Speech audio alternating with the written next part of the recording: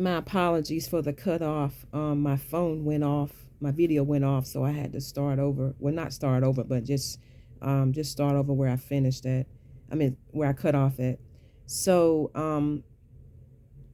actually, on June the 20th, I received a scripture, 2 Timothy 1:3, and it reads, "I thank God, whom I serve from my forefathers with pure conscience, that without ceasing I have remembrance of thee in my prayers night and day." Okay.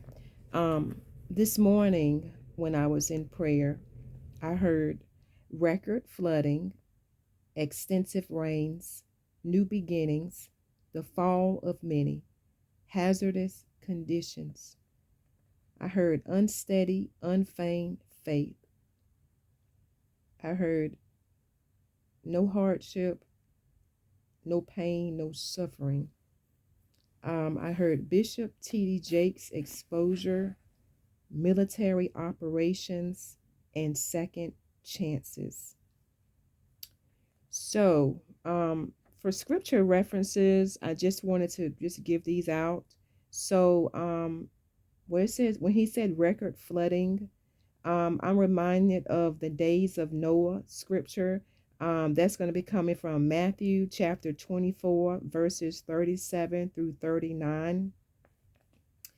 And also, when he was saying no hardship, no pain, no suffering, um, I'm going to read Revelations 21:4.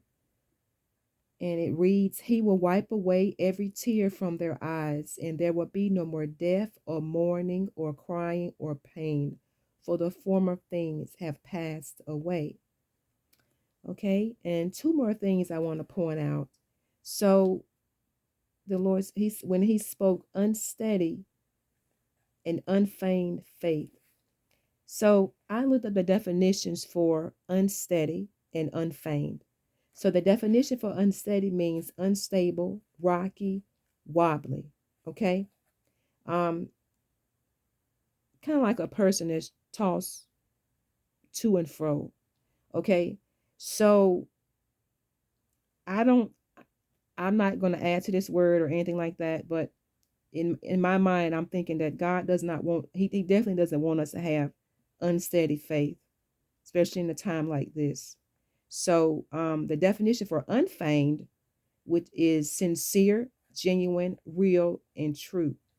So I know that God would want us to have unfeigned faith. So I pray that we will have unfeigned faith and not unsteady faith in these times, and that we would not be shaken. Okay. Um, so scripture references is going to be coming from James chapter 1, verses 6 through 8. "But let him ask in faith, nothing wavering.